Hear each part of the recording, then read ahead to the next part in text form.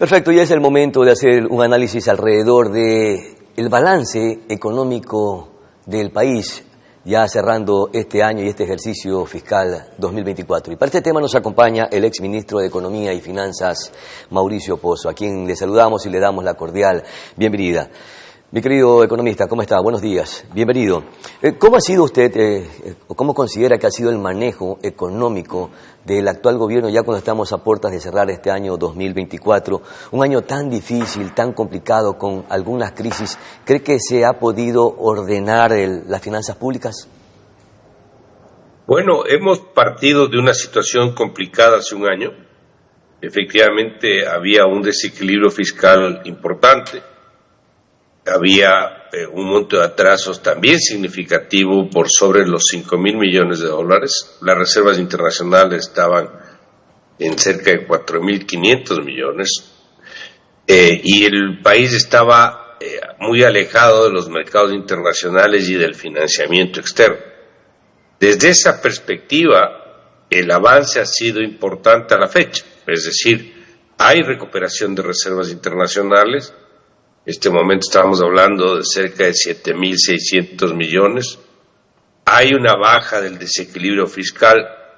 Probablemente cerremos, según el gobierno, en 3,200, pero obviamente están incluyendo ahí ingresos no permanentes, como son las autorretenciones que se aplicaron este año. Hay también un acercamiento al mercado internacional. Se firmó un acuerdo con los multilaterales, con el propio fondo, y se han recibido recursos de manera significativa por parte de ese mercado. Y desde ese punto de vista yo le diría, ha habido un avance, ha habido una suerte de mejoría. Sin embargo, esta situación en contraposición tiene todo lo que tiene que ver con la actividad económica. ¿A qué me refiero? Que el país no solamente esté estancado, el país probablemente va a decrecer. Es decir, eso se llama recesión económica, con los impactos obvios en términos de empleo, en términos de indicadores sociales y de la propia seguridad. Por otro lado, el riesgo país no ha mejorado, yo diría prácticamente nada. La inversión extranjera sigue siendo muy baja y las reformas económicas no se han dado. Me refiero, una reforma laboral no se ha dado, un tema de una reforma en la seguridad social tampoco. Es decir, hemos lamentablemente combinado una mejoría en la estabilidad macroeconómica, podríamos llamarlo, con una situación de estancamiento que obviamente hace que el país no progrese y no ayude a entonces, uno de los economista, principales problemas que tiene, que es el empleo. Economista Pozo, entonces podríamos pensar que las decisiones adoptadas en materia económica no han sido las más adecuadas, porque estamos en un proceso de decrecimiento económico, a pesar de que se recuperaron las inversiones o el acercamiento de inversiones internacionales y también la recuperación de los dineros en las arcas internacionales. Esto significa que no ha sido tan adecuada la medida o las medidas adoptadas por el gobierno nacional, porque la situación en el interior del país es bastante complicada. Hay crisis económica, hay desempleo y los indicadores no son tan favorables. Bueno, yo le diría, para poner una suerte de calificativo más ecuánime, más equilibrado, decirle que el acuerdo internacional que se firmó y la mejora en los indicadores que cité era necesario. O sea, eso sí tenía que hacerse. No es que ese tema no podía ser abordado, debía ser abordado. Pero lo que se ha hecho no es suficiente. Y no es suficiente por las razones que también estamos conversando. El problema de la recesión, el problema del empleo, el problema de las reformas, el problema de la inversión extranjera. Todo eso ha hecho pues que no sea suficiente el avance que ha tenido el manejo de la política económica en unos ámbitos frente a estos otros problemas que siguen estando vigentes y que, por cierto, no creo que mejoren mayormente, porque estamos entrando en una etapa electoral y eso también introduce sus propios requisitos, más que requisitos, su propia incertidumbre, su propia preocupación proyectos de inversión se postergan, porque no sabemos qué va a pasar con el proceso electoral, quién va a ganar y el que gane qué va a hacer. Entonces son temas que lamentablemente de alguna manera aminoran o reducen el supuesto favorable impacto de los indicadores macroeconómicos, porque al final del día, como se dice, toda esta recuperación de reservas, del balance fiscal, etcétera, tiene que decantar, tiene que sentirse en el diario vivir de las personas. En eso ellos sienten si hay o no hay una mejora, que si van a un hospital le atiendan bien, que si busca un cupo en la escuela para el niño lo encuentren, que no le asalten en las calles. Es lo que la gente busca, porque los indicadores macroeconómicos también para la discusión un poco más académica, pero obviamente eso no es la discusión del día a día en las calles. Claro, pero, a ver, ¿cuál es la situación real del país? Estamos ante una economía estancada. Esto podría pensarse que las medidas adoptadas por el gobierno... Una economía más que estancada, una economía en recesión. Una economía en recesión. ¿Y esto porque se pudo haber evitado tomando o adoptando otras medidas, o hay que incorporar medidas adicionales a las ya adoptadas? Lo que usted acaba de citar, es decir, el acuerdo internacional que se hizo debía hacerse. Con el Fondo Monetario Internacional, a ese se refiere el acuerdo internacional. Así es. Pero eso es lo que le incomoda a la ciudadanía, o es lo que incomoda a algunos sectores y expertos económicos, porque prácticamente este acuerdo con el Fondo Monetario Internacional, ¿para qué ha servido?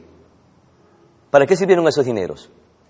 Para tener el financiamiento y atender una serie de compromisos que estaban no atendidos, atrasos con proveedores del Estado, compromisos de deuda que permiten, por ejemplo, seguir recibiendo recursos para cierto tipo de apoyos a la sociedad, como el bono de desarrollo humano. Es decir, ese acuerdo sí era necesario. Lo que estoy tratando de que se entienda es que lo que se ha hecho no es suficiente. Claro. No es suficiente porque al mismo tiempo que tenemos estos resultados que estamos conversando, tenemos los otros, que es una economía en recesión. Fíjese, el segundo trimestre del año 24 ya tuvimos una caída del PIB, del 2.2. Crecimos del primero, decrecimos del segundo. Pero en el tercero y en el cuarto, sobre todo, se evidencia o se va a evidenciar cuando las cifras salgan publicadas el impacto de la crisis energética. Por lo tanto, lo más probable es que esas tasas sean también negativas, en cuyo caso el año completo mostrará una tasa de crecimiento del PIB negativa, que eso se llama recesión económica. Claro, lo que se cuestiona es que a través de este acuerdo con el Fondo Monetario Internacional, ¿para qué sirvieron esos dineros que recibió el Estado? Para pagar deuda externa y también para pagar gastos corrientes del presupuesto general del Estado. ¿Hay que seguir con este acuerdo con el Fondo Monetario Internacional o se ven otras salidas o existen otras probabilidades, economista? El gobierno tiene que tener su propio programa, debe mantener el acuerdo porque eso le permite tener líneas de financiamiento abiertas y eso es necesario, pero como estoy explicando, esto no va a ser suficiente, tiene que avanzar mucho más. Ahí tiene que introducir las reformas que no ha podido avanzar. El tema laboral, por ejemplo, a pesar de que se perdió una consulta, la pregunta del trabajo por horas, es un tema que genera un costo de producción excesivo y que aleja la inversión. Y eso aleja el crecimiento, posterga el crecimiento. Ahí hay que trabajar. El tema de la seguridad social es una bomba de tiempo. Se hizo un trabajo de diagnóstico que sirve de insumo para una reforma. Ahí también tenemos que avanzar en una línea que nos permita liberar recursos en el presupuesto para poder destinar en objetivos que no sea lo que usted acaba de citar como solo gasto corriente, sino se destine más a gastos de inversión. Hay la necesidad de replantear el rol del Estado en la administración de empresas públicas.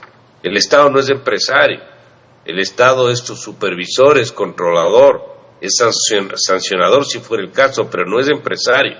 Y eso ha hecho que su desempeño en muchas áreas, y tenemos las muestras al canto, el tema de las empresas hidroeléctricas, el tema de la energía, el caso de la empresa de petróleos, Petroecuador, etcétera, no alcance los resultados que el país necesita.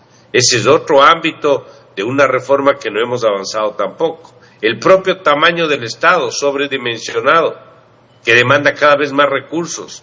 Esto es otro tema que no hemos abordado. Entonces, estos son asuntos que lamentablemente no se han avanzado y que de alguna manera ensombrecen los avances que se ha podido lograr en algunos otros indicadores. Ahora, la deuda pública está bastante abultada. Inclusive se está cancelando un interés de casi un poco más de 8.000 millones de dólares. Este dato es de acuerdo a el Foro de Economía. ¿Cuánto le está pasando factura esta situación o abonando a esta situación de esta economía en recesión en el país? Bueno, el tema de la deuda, recuerde usted, tuvo un beneficio en el ámbito y la porción de la deuda con tenedores de bonos en el año 20. Esa renegociación nos dio oxígeno por unos 4 o 5 años, pero ese periodo ya vence. Por lo tanto, es importante que se pueda de alguna manera abordar 2 acciones. La primera, que el país entre en un proceso de recuperación o de crecimiento mayor. ¿Por qué? Porque cuando un país crece, la relación deuda-PIB se reduce, es decir, sube la capacidad de pago del Ecuador. Ese es un ámbito. Y la otra es buscar esquemas amigables y de mercado que permitan reducir nominalmente el tema de la deuda. No para el incumplimiento de ninguna manera, pero sí para el alivio que el país necesite un plazo más largo. Esas son acciones que creo yo debe ejecutar el país y que probablemente el siguiente gobierno tenga que ponerlo sobre la mesa. Ahora, el gobierno nacional ha anunciado que el incremento del IVA hasta el 15% se va a mantener en el año 2025. ¿Cree que se deba revisar ese indicador o se deba mantener ese incremento? No creo que lo puedan topar. Yo siempre dije que ese impuesto que se subió al 15 no se lo va a poder mover por las propias necesidades fiscales. Cada punto del PIB le da alrededor de 500, 600 millones de dólares. En la actual circunstancia, donde se sigue dependiendo de recursos externos de financiamiento, bajar el IVA sería, a mi criterio, una seria dificultad para poder atender todos los compromisos que tiene el presupuesto y el fisco en general. Entonces eso no lo van a poder mover, eso se va a quedar en el 15%, eso lo dije yo muchas veces, por la razón que estoy citando, y tampoco creo que porque quieran bajar el IVA se va a recuperar la economía. La economía no está en un proceso recesivo porque el IVA subió. La economía está en ese nivel porque tiene un problema de inversión, porque tiene un problema de costos de producción elevados, porque falta inversión extranjera, porque hay reformas que no se han hecho. Claro. Por eso es que estamos en recesión, no porque el IVA subió. Entonces no sé qué tan coherente o lógico sea que los ecuatorianos se sacrifiquen aportando con el incremento del IVA, cuando más bien debería de apuntarse para traer nuevos dólares. Y esto, mire cuánto está afectando a la economía, cómo están los indicadores de empleo, subempleo y desempleo. Es decir, que el escenario para el 2025 es aparentemente sombrío, economista. Bueno, el 25, que es un año donde se inicia un nuevo gobierno, cualquiera que este sea, empezará en el mes de mayo, finales de mayo, y esto hace pues que mucho tiempo para darle la vuelta completa a la situación no lo va a tener poco tiempo. Por lo tanto, yo no veo un 25 muy distinto al año 24. Sin embargo, algo de un efecto rebote va a existir, porque cuando usted parte de una situación recesiva, como va a ser este año, hay un rebote para el siguiente, pero creo que va a ser pequeño. No va a ser el rebote que tuvimos del 21 respecto al 20, que tuvimos, recordemos, la pandemia. Pero algo va a haber, pero no creo que sea suficiente. Creceremos al 1 o al 2, lo cual obviamente es totalmente poco satisfactorio, porque solo la población crece al 1.5. Usted tiene que crecer al 4 y al 5 permanente durante un par de décadas para que esto mejore. Y ese ha sido el permanente cuestionamiento que lamentablemente el crecimiento económico del país no es el necesario, no solamente ahora, sino casi siempre en todos los gobiernos. Economista Mauricio Pozo, muchísimas gracias por conversar con Noticias Ormar. Muy gentil, muy amable. Vamos nosotros a nuestra siguiente pausa publicitaria. Ya regresamos para conversar con el doctor Jaime Robles, presidente encargado de Solca Manabí.